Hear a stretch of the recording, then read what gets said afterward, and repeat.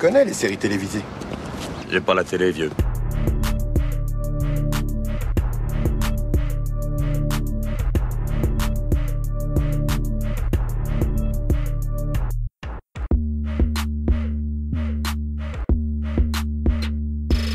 Salut à toutes, salut à tous, soyez les bienvenus dans la saison des séries, votre podcast consacré aux séries d'hier et d'aujourd'hui.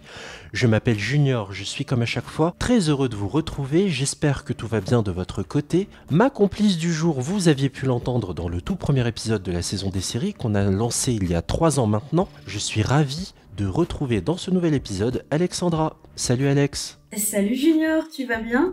Oui, très bien, et toi ? Ça va. On se retrouve, ça va faire... T'imagines, on a lancé ce podcast en 2020. Ouais, pendant le confinement. Exactement. Bonjour le coup de vieux, c'est tellement loin tout ça.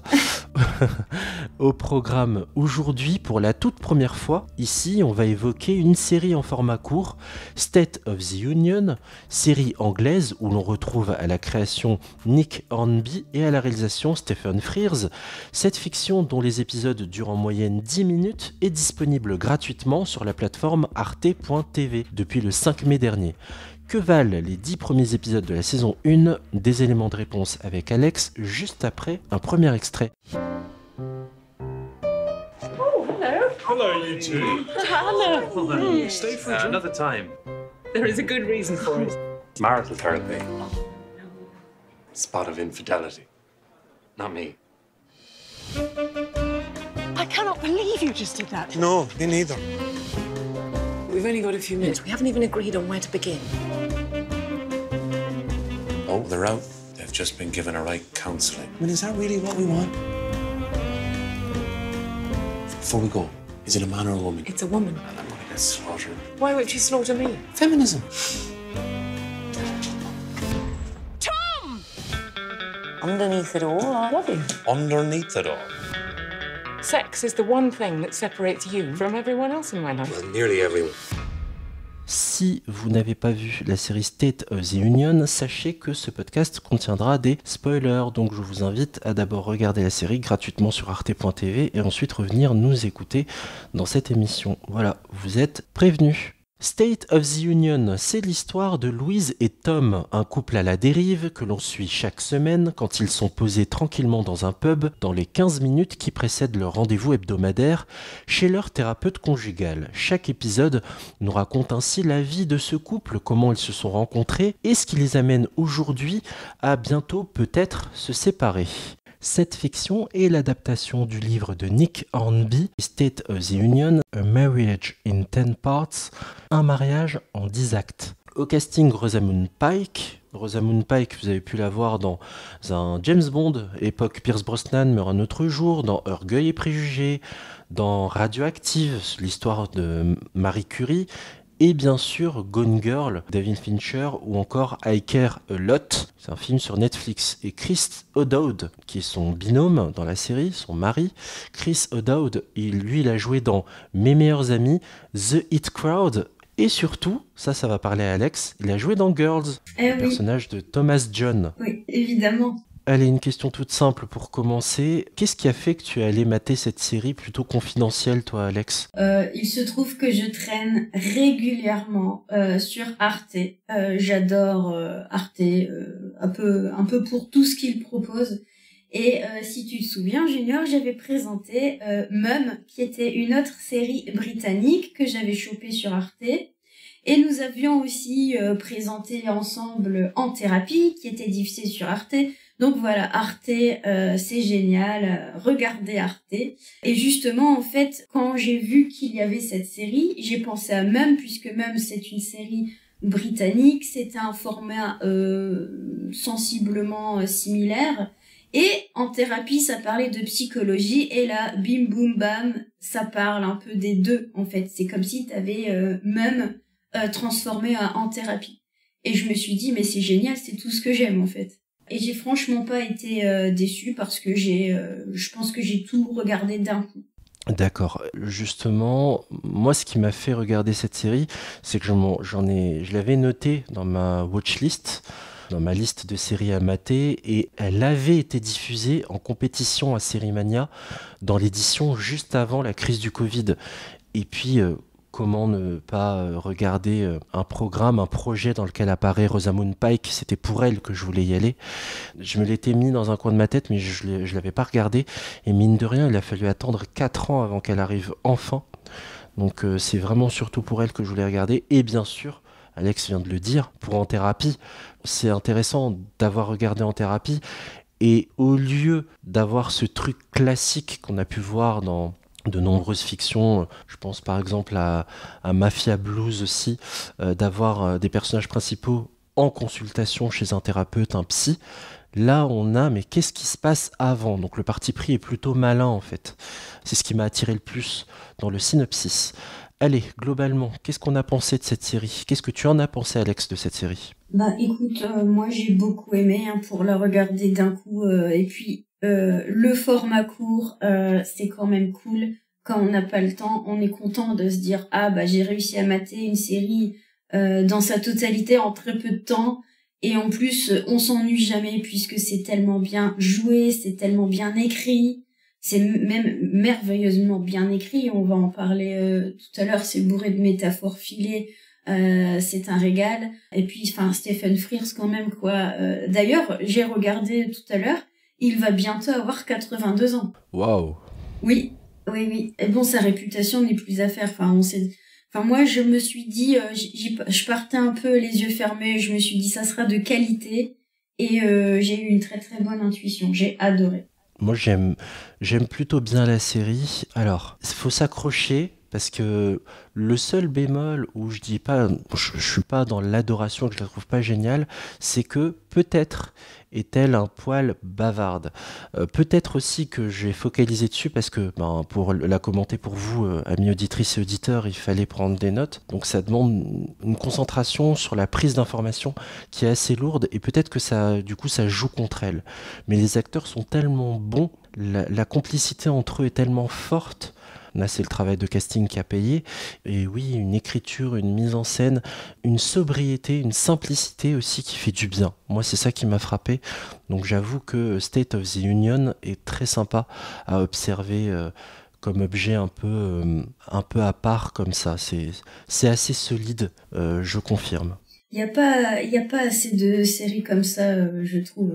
Déjà, le thème est universel, il parle à tout le monde. C'est très théâtral, hein. Ça pourrait être une pièce de théâtre, ça marcherait tout autant.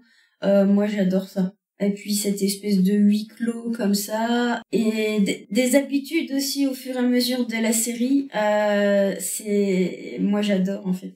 Et tu dis que il n'y a pas assez de fiction qui traite de cette façon-là du couple qui va mal.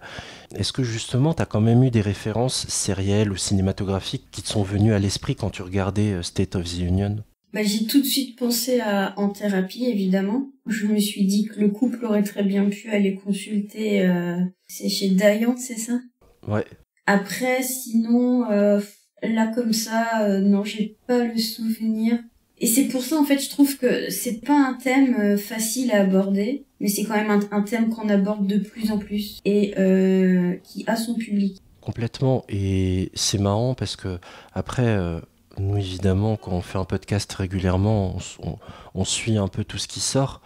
Moi, ça m'a fait penser à, peut-être que tu connais du côté du cinéma, Scene from a Marriage. Scène de la vie conjugale de Bergman à l'ancienne.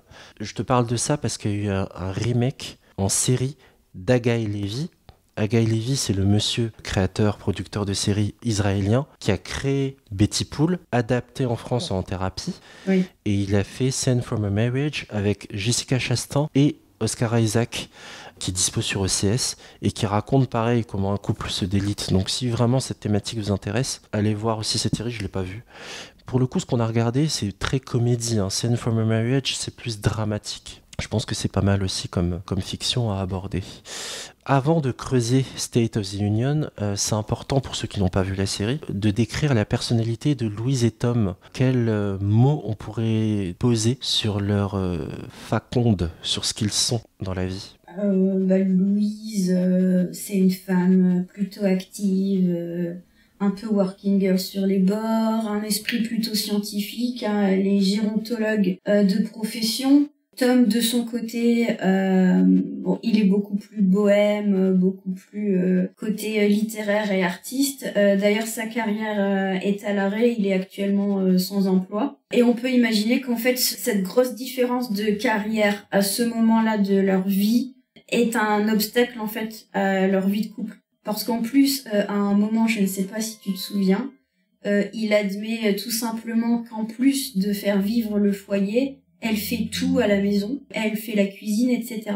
Parce que finalement, un homme au foyer, bon, pourquoi pas, mais là, il admet qu'en plus de ramener le fric à la maison, elle fait la popote. Et au bout d'un moment, tu vois, on peut pas être partout, enfin... Et en fait, ils sont assez sincères tous les deux, et c'est ça qui... on les trouve attachants grâce à leur sincérité. Ils sont posés. Aussi, dans leur personnalité, bon, on retrouve ce côté féminin...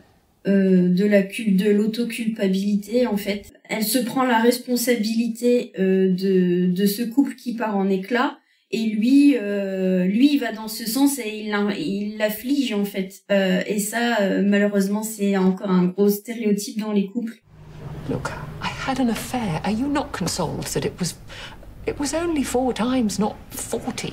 No, not really. I mean, once you get to 40, you might as well get to 40. Well, I think if it had been 40, we would be having a different conversation. Yes, one with lots of 40s in it instead of 4s. You know what I mean? 40 would have meant it was going on for...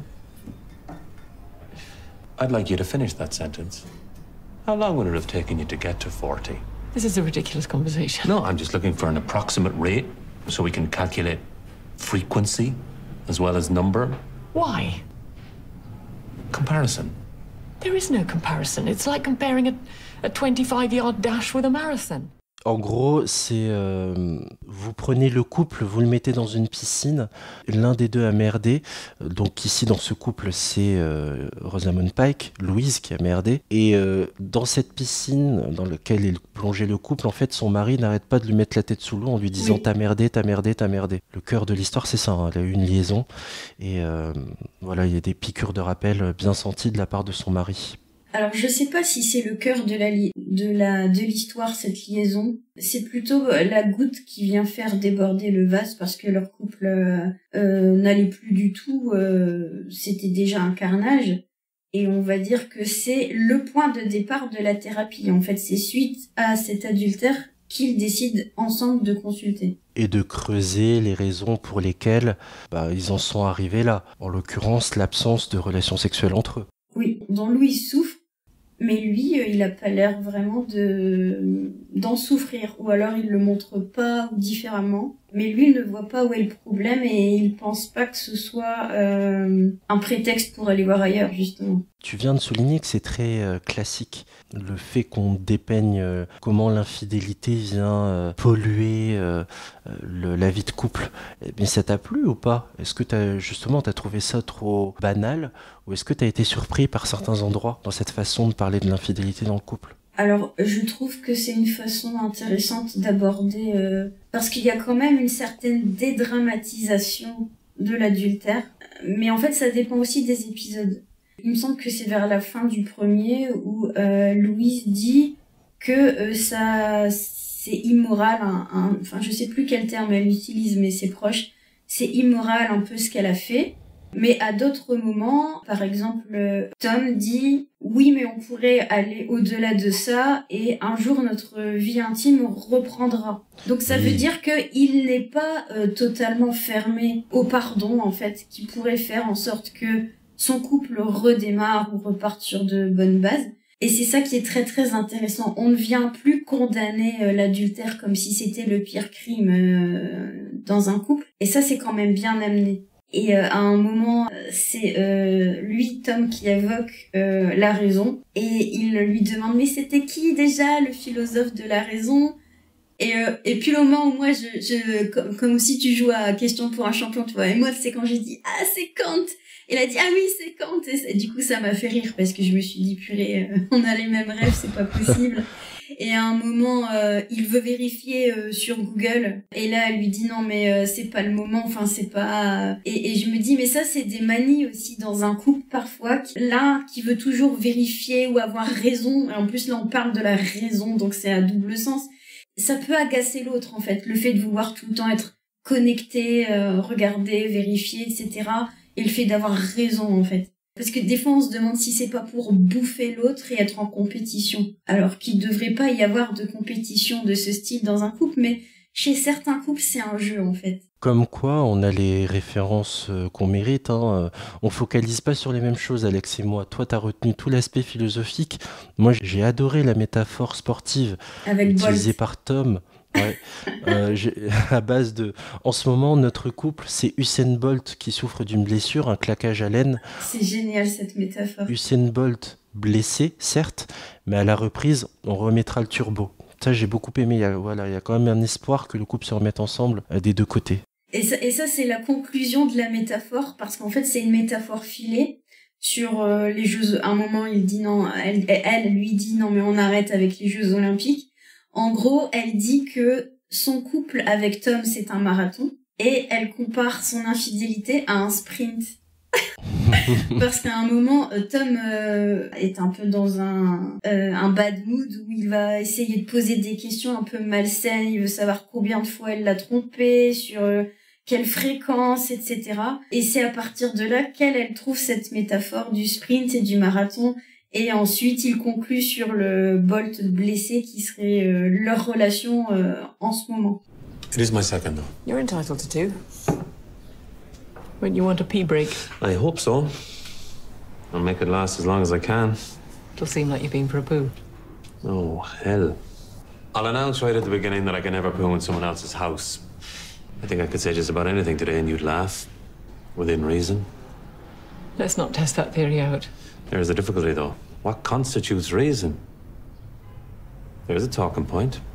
We've probably got enough talking points without delving into the history of Western philosophy. You're right. Who was the reason philosopher? I want to say Kant. I want to and I will. Kant. There. I said it. Shall I check? No, please don't. We've only got a few minutes. Are you sure? It'll just take a sec. Yeah, I'm sure, but thank you. Were the kids okay? Yeah, it's fine. Voilà l'aspect nouveau dans la série, c'est-à-dire que c'est très classique de dire « Allez, parle-moi de lui, comment il est-ce qu'il est grand, est-ce qu'il baise mieux que moi ?» Ça c'est très classique, on l'a vu dans plein de fictions, mais c'est comment c'est contrebalancé qui vient amener une dose de nouveauté dans le traitement en effet, et ça c'est très cool. Et on est assez sérieux depuis tout à l'heure, mais il y a beaucoup d'aspects comédie, hein. Genre à la fin du premier épisode, qu'est-ce qui se passe quoi? Mais c'est incroyable ce qui se passe à la... C'est incroyable. Moi, je m'y attendais pas du tout parce que ça c'est un minimum sérieux. Et au final, il prend ses jambes à son cou et il s'enfuit Voilà. en courant. Alors qu'elle est en train de sonner. Et en fait, on apprendra à l'épisode suivant qu'il est arrivé avec 15 minutes de retard. Il vous laisse défiler. Tellement, et c'est vraiment hallucinant. On se dit, allez, on est 15 minutes avant le rendez-vous comme d'habitude. Ils sont posés dans ce bar, dans ce pub. Ils vont y aller dans la foulée. Et puis non. Non, j'ai autre chose à faire. Allez, ciao. J'ai pas envie. Et après, il se donne des excuses aussi, Tom, parce que à un moment, donc au premier épisode, il lui demande si le ou la thérapeute est une femme, et quand elle dit oui, il dit oh mon Dieu, il manquait plus que ça. Et là, on se dit mince, il est pas super déconstruit, parce qu'en plus d'avouer que Louise, en plus de ramener le fric, fait pas mal de choses à la maison. En plus de ça, il se dit que non, que la thérapeute, elle va être de mèche avec Louise, qu'elle va penser ou même dire qu'elle a eu raison d'être infidèle. Pour quelle raison?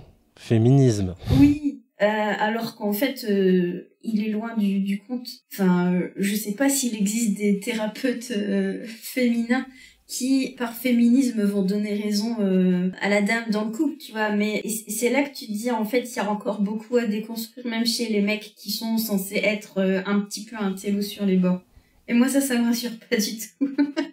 Et rappelons que tu as parlé de Louise qui travaille en tant que gérontologue. Monsieur, lui, est un ancien journaliste spécialisé dans la musique. Oui, critique musicale, il me semble, oui. Enfin voilà, il est censé avoir effectué un emploi avec un certain niveau de qualification. Oui. Donc d'avoir des références aussi. Mais attention, moi j'ai longtemps cru que les hommes potentiellement intelligents étaient plus déconstruits que les autres, mais des fois on peut avoir des surprises. Et justement là, J'ai trouvé ça énorme qu'il se plaigne en fait de la thérapeute femme qu'il aurait préféré un homme, alors qu'en fait le résultat est le même.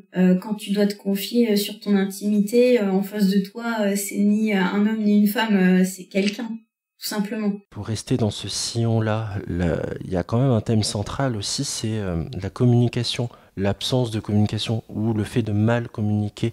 J'aimerais beaucoup connaître ton regard là-dessus, ce qui t'a frappé à travers les dialogues, la mise en scène.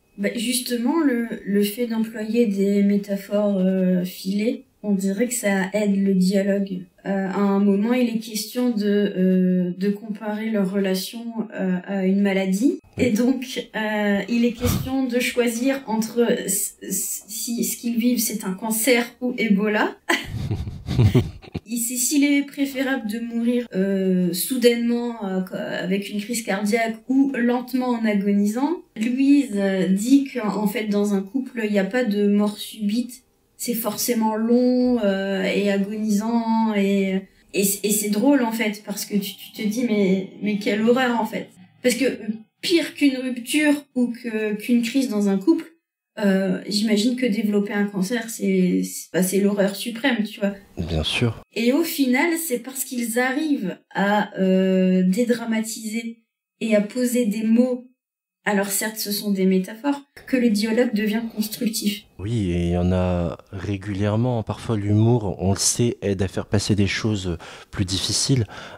Genre quand madame parle de sa grosse paire entre les jambes, t'as 2 grosses mappemondes entre les jambes.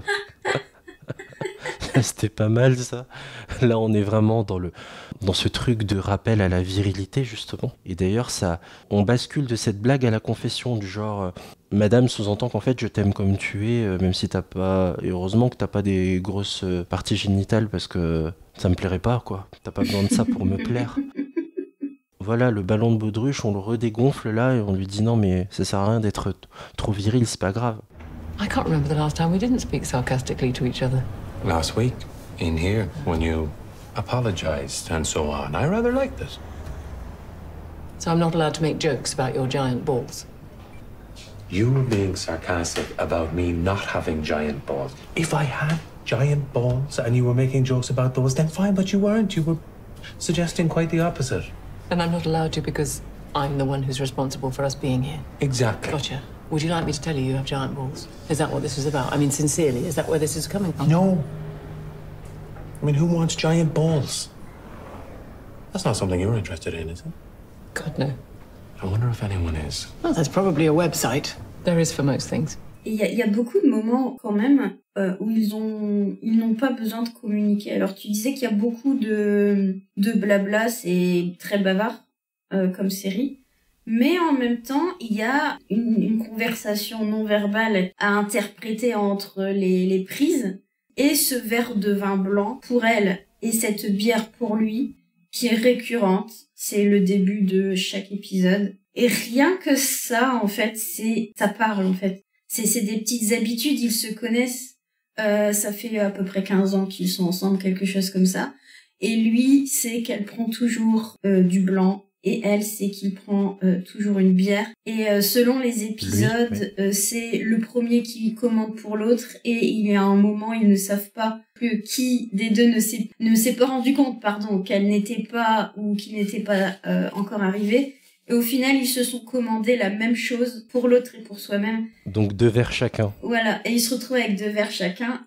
Et ça, en fait, ça parle tout seul. Il n'y a même pas besoin de blabla et de dialogue. On voit quand même que l'attention pour l'autre existe encore et finalement, il y a encore de l'espoir. Complètement. Et en plus, ce que j'aime beaucoup pour situer géographiquement les choses, c'est que, si je puis me permettre, quand ils sont assis l'un face à l'autre, ils sont à portée de baffe, quoi. Quand ils s'écharpent, ça peut très bien partir. D'ailleurs, ce sujet de la violence arrive à un moment sur la table. Oui. T'as l'air d'avoir des choses à dire là-dessus. Oui, absolument. D'ailleurs, oui, la violence qui est abordée, elle vient un peu contre des stéréotypes qui existent et qui persistent. Et ça part d'un truc tout bête. Il voit le couple qui précède chez la thérapeute sortir du cabinet et ils se disputent violemment et au final, elle finit par lui en mettre une. Et au final, on voit que Louise, en gros, elle est en mode, bah oui, mais il l'a pas volé, quoi. Et il continue à en parler et elle dit non mais de toute façon je ne t'ai jamais frappé, je ne te frapperai jamais. It's not over. Nothing is over. Come on, where's your fight? Ow!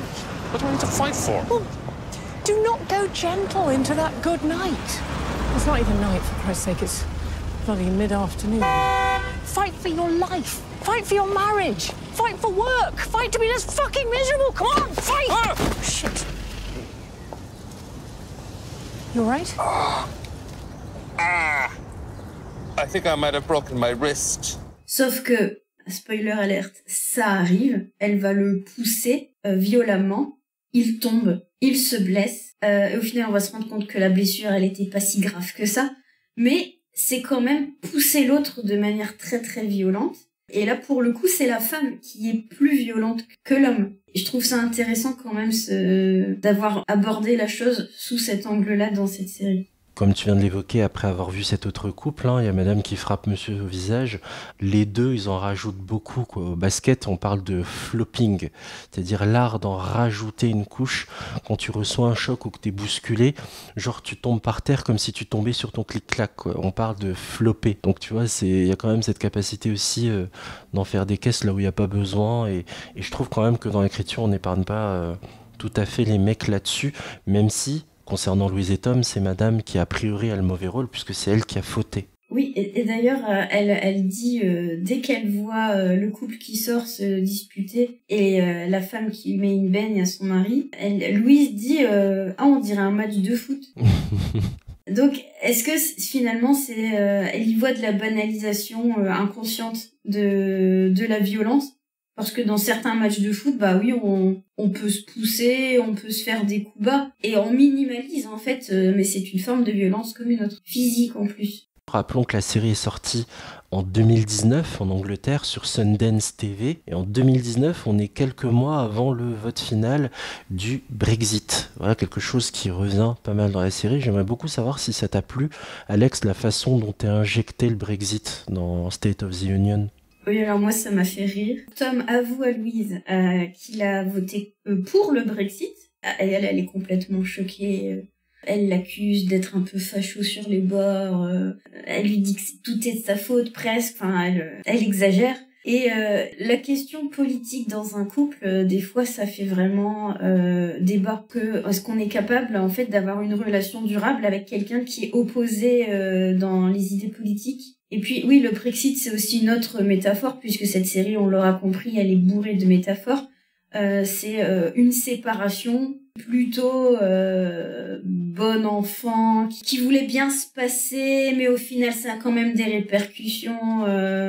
Enfin, on va pas déballer ici les détails des embrouilles entre la France et le Royaume-Uni, qui sont pas vraiment des embrouilles, mais quand même au niveau économique, bon voilà, au niveau prise en charge des migrants et tout ça, c'est pas joli, mais en même temps, il y a une entente cordiale qui est solide. Parce que historique. Oui, parce que historique. Et là, monsieur sort tout de suite l'argument de l'indépendance justement économique dont tu parles. Oui. Donc Tom. Et finalement, cette bonne entente Royaume-Uni-France, elle semble éternelle. C'est solide. Et on se dit que finalement, leur couple, il a l'air quand même très solide.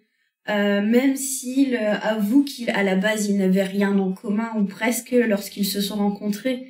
Et qu'au final, est-ce on est obligé de se ressembler pour s'aimer? Enfin, la réponse, c'est évidemment non. Et c'est ça qui est cool, en fait. C'est qu'ils s'en rendent compte et qu'ils fassent la comparaison comme ça avec la politique, c'est bien amené, en fait. C'est très, très bien écrit. Oui, quand ils se sont rencontrés, Tom explique que, on a appris à se connaître et on s'est rendu compte qu'on avait plein de choses en commun. Donc ça, c'était plutôt sympa, en effet, que le couple se découvre après avoir couché. Il y a même cet épisode, tu sais, sur lequel il focalise sur... est-ce qu'on aurait gardé contact si on était juste restés amis sans avoir eu à coucher ensemble? Il y a tout ce truc-là. Il y a plein de métaphores dans la série. Is it the last thing on your mind? Yes. That's ridiculous. I mean, it's one of the ways that this might play out. The thing about Brexit, a lot of people think there are opportunities at times of great change. So you're saying you might be better off on your own? What? No, I was talking about the country. So what are the opportunities for great change that you're talking about? Well, you know, we won't get bogged down in all that red tape. We can make our own trade deals. I'm completely lost now. I don't want to talk about the country anymore. I'm trying to understand why a marital Brexit might be a great opportunity for you. Who are you going to do trade deals with? I'm As far as I know, you weren't seeing any Italian or German women. And I can't see you having any more luck with the Chinese or the Americans. This is all rubbish. I'm just saying it doesn't need to be the great catastrophe that The Guardian thinks it is. You voted for Brexit, didn't you? Well, what if I did? You can't vote in the UK. I registered. You registered? Il y a aussi une métaphore que j'ai beaucoup aimée de Tom, qui est un peu violente, mais qui est pas complètement fausse. C'est que, tu vois, le mariage, c'est au départ, quand il est solide, c'est un ordinateur. Puis quand il y a la dissolution du couple, tout finit en pièces détachées. Et c'est vraiment une image que je trouve assez forte, là encore, le talent d'écriture. C'est dans l'épisode 7 qu'il nous raconte ça. On n'a pas fait de focus, mais juste très court, en 2 mots sur ça, sur le lieu, ce pub, ce bar où se déroulent les échanges, cette même table sur laquelle il s'installe, sauf sur un épisode, et puis ce regard qu'on peut lancer sur la porte d'entrée justement du cabinet de la thérapeute, qui avait un nom improbable. Hein. Bref, j'aimerais beaucoup que tu évoques géographiquement si ça t'a plu, ce choix-là. Oui, moi j'ai adoré parce que c'est encore une fois, c'est une métaphore du quotidien. Il y a ce rendez-vous hebdomadaire qui est en fait révélateur du quotidien tout simplement. Le fait de s'installer à la même table chaque semaine, c'est un peu comme avoir toujours le même côté du lit, tu sais, tous les soirs pour aller se coucher. Et au final, on se rend compte que changer de table, c'est pas plus mal. Parce que ils ne voient pas que l'autre est arrivé. Justement, c'est là qu'ils commandent chacun de leur côté la même chose. Et au final, ils en rient, on voit que ça les attendrit un peu chacun. Et au final, on se dit, oui, des fois, il faut casser la routine. Ça paraît un secret évident, un faux secret évident pour faire durer un couple, mais en même temps, c'est nécessaire, c'est essentiel et c'est génial. Et puis, le fait de pouvoir un peu espionner les couples qui sortent de chez la thérapeute, ça c'est génial parce qu'ils essayent de dédramatiser, ils essayent un peu d'interpréter psychologiquement comment se trouve le couple qui sort. Est-ce que c'est dramatique? Est-ce que c'est violent? Est-ce que c'est parfois tragique? Et on a tous les registres qui reviennent. C'est génial en fait. Et là, malgré ce couple qui part à la dérive, malgré leur désaccord, il y a toujours cette complicité, quoi. C'est là où ils ont été extrêmement bien castés, c'est que tout de suite le naturel et l'amour qu'ils se portent l'un et l'autre prennent le pas parce qu'ils se connaissent tellement bien qu'ils savent dans quel délire partir et ils y vont tous les deux à fond. Voilà, tous les désaccords sautent quand ils s'amusent à imaginer la vie des autres. Et ça, c'est assez mignon à observer, en fait. Mais ça, c'est peut-être un jeu qu'on a tous fait, pas forcément en couple, mais avec entre amis, à se dire, regarde là-bas, pour justement voir si l'herbe est plus fraîche ailleurs, en mode peut-être que eux, ils sont dans une situation pire que la nôtre, ou alors, non, ils ont l'air de mieux s'en sortir que nous, pour au final se rendre compte que en fait c'est la merde pour tout le monde. Finalement les couples ils n'ont pas les mêmes problématiques en allant chez cette thérapeute, mais ils ont des problématiques quand même en fait. Exact, qui seront d'ailleurs donc fouillées pendant ces 9 semaines. Puis il faut pas oublier qu'on se marre dans cette série, hein. Genre à base de ça te dit de faire l'amour post-Brexit. Et pour Louise, Tom était déjà une adepte de vivre le retrait, quoi, tellement il baisse plus depuis longtemps. Bref, il y a plein d'éléments comme ça qui sont très sympas à observer. On n'a pas cité, je sais pas, on l'a fait un peu au début, mais des éventuelles références littéraires, pop culturelles. Je sais pas si t'en as relevé, Alex, si tu souhaites en citer. J'avais surtout relevé Kant. Après, il est question à plusieurs reprises d'un groupe de rock, il me semble.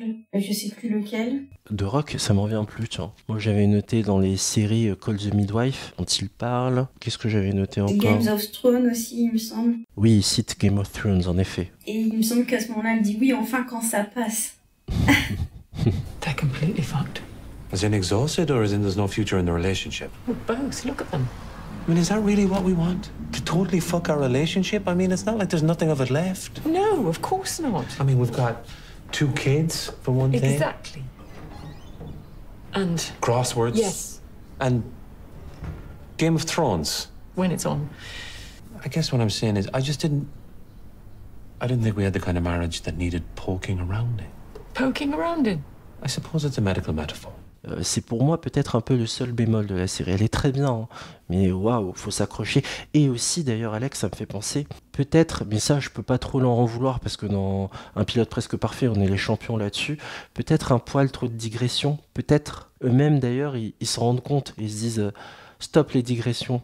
Mais je trouve que ça colle bien à une certaine réalité des couples. Pour certains couples, la digression, c'est un sport, c'est quotidien. En effet, ouais. Parfois, pour éviter de parler des vrais problèmes, d'ailleurs. Où ça finit, d'ailleurs, sur du sexe de réconciliation, ce genre de choses. D'ailleurs, quand vous arrivez à la fin de la série, on arrive à cette phase de réconciliation également. Est-ce que tu étais contente, toi, de la conclusion de cette saison ? Est-ce que ça t'a donné envie de voir la deuxième ? Oui, alors d'ailleurs, j'ai commencé à regarder la deuxième. Je pensais qu'elle n'était pas disponible, mais en fait, elle l'est. Moi aussi, c'est très bizarre. Alors, vas-y Alex, après je vais expliquer. Donc, j'ai regardé le début de la deuxième. Alors, ce n'est plus le même couple, et ce n'est plus en Grande-Bretagne, mais c'est aux États-Unis. C'est un couple de jeunes retraités. L'homme est imbuvable. C'est une espèce de type qui ressemble un peu à Donald Trump, qui est odieux, qui est insupportable. J'aurais plus dit Boris Johnson. Ah. Oui, parce qu'il est question de ne pas genrer certaines personnes qui ne désirent pas l'être. Et donc, ton Boris Johnson, qui selon moi ressemble davantage à un Donald Trump, a du mal avec ça, il est pas tolérant, il est pas du tout déconstruit. Alors là, pour le coup, c'est le macho de service. En même temps, bon, on peut lui attribuer le qualificatif de boomer, tellement c'est juste impossible. On est trop dans la caricature, je trouve, dans cette saison 2. Je ne sais pas si j'irai jusqu'au bout, mais c'est clairement décevant par rapport à la première. D'ailleurs, je ne sais même plus, j'ai pas vérifié si c'était Stephen Frears et le même scénariste en fait. À la réalisation, je dois avouer que j'ai pas capté, j'ai pas creusé cette info. Je ne sais pas si en effet s'ils sont sortis du projet et qu'ils l'ont délégué à d'autres personnes en donnant des trames, hein, ça arrive très souvent. Vous avez le gros showrunner qui vient sur les premières saisons, puis après il part sur d'autres projets et il délègue à d'autres et la qualité baisse, quoi. On peut penser à d'anciennes séries de J.J. Abrams qui connaissaient le même problème d'ailleurs dans les années 2000. Donc ça arrive assez souvent, ouais. Mais pour prendre un exemple plus récent, Big Little Lies. Sur la première saison, il y avait Jean-Marc Vallée. Il n'a pas réalisé sur la deuxième et ça se fait ressentir parce que la qualité de réalisation n'est plus tout à fait la même. Malgré le travail d'Andrea Arnold qui a fait ce qu'elle pouvait, c'était quand même moins fort, quoi. Ouais. Après, tu nous as pas dit, Alex, la conclusion de la fin de la saison 1, alors elle t'a plu ? Oui. Oula, c'est un petit oui, ça. Non, j'ai aimé. Après, est-ce que j'aurais aimé une séparation? Peut-être que oui. Enfin, après, ça dépend comment tu amènes la fin. En fait, c'est pas la fin en soi qui est importante, c'est comment elle est amenée. Mmh. Et elle aurait peut-être été tout aussi satisfaisante, en fait, la rupture totale. Et d'ailleurs, on a oublié de le dire, mais il passe par cet état à un moment... Tom quitte le domicile et justement là on se dit oula ça part mal et puis au final c'était peut-être un mal pour un bien, enfin voilà. Non, cette série elle est très bien écrite. Non, moi aussi je trouvais la fin plutôt satisfaisante, comme l'un des problèmes majeurs était le sexe. Ce renouveau, j'ai trouvé une formule très belle d'ailleurs qui m'a beaucoup plu. C'est madame qui parlait de coït post-prison. Elle a eu ce sentiment-là. Oui. Et je trouvais ça assez drôle. Et en même temps assez touchant. C'est comme s'ils avaient été enfermés dans une cage et qu'ils en sont enfin libres. Et il y a cette euphorie de se retrouver un peu comme 15 ans plus tôt quand ils ont commencé à avoir des rapports et avoir une vie de couple. On va s'arrêter là. On vous laisse vous faire votre propre opinion. Alex, tu viens d'évoquer la saison 2, qui est donc bien dispo sur le site d'Arte. Alors, c'est comme Black Mirror. Cette série, c'est une anthologie. Je viens de citer Black Mirror, vaut mieux citer American Horror Story, où une saison égale une galerie de personnages et une histoire différente. Voilà, on a le même procédé, c'est une anthologie ici, avec des nouveaux acteurs. Donc dans la saison 2, c'est Patricia Clarkson et Brendan Gleeson, donc qui incarne un couple ici plus âgé. Mais je vous rappelle que pour vous faire votre propre opinion, allez jeter un œil à State of the Union, qui est disponible sur arte.tv. Je tiens à préciser que la série est visible jusqu'au 31 octobre 2023. Après, il sera trop tard pour pouvoir la visionner gratuitement. La saison des séries, c'est fini. Merci Alex d'avoir été avec moi pour cet épisode. Merci à toi Junior, ça m'avait un peu manqué quand même, j'avoue, les enregistrements. De toute façon, on se retrouve très bientôt, ça tombe bien. à très bientôt Alex. Salut. Pour écouter ou réécouter nos anciens épisodes de la saison des séries ou du spin-off, un pilote presque parfait, vous pouvez nous retrouver sur votre appli podcast préféré. Pour nous dire que vous nous aimez, vous pouvez laisser un commentaire et 5 étoiles sur les applications Spotify, Apple Podcast ou Podcast Addict. N'oubliez pas de nous suivre sur Twitter @piloteparfait et sur Instagram la saison des séries. Un grand merci à vous de nous avoir écoutés jusqu'au bout. Je vous souhaite à toutes et à tous plein de bons épisodes et je vous dis à très bientôt. Ciao.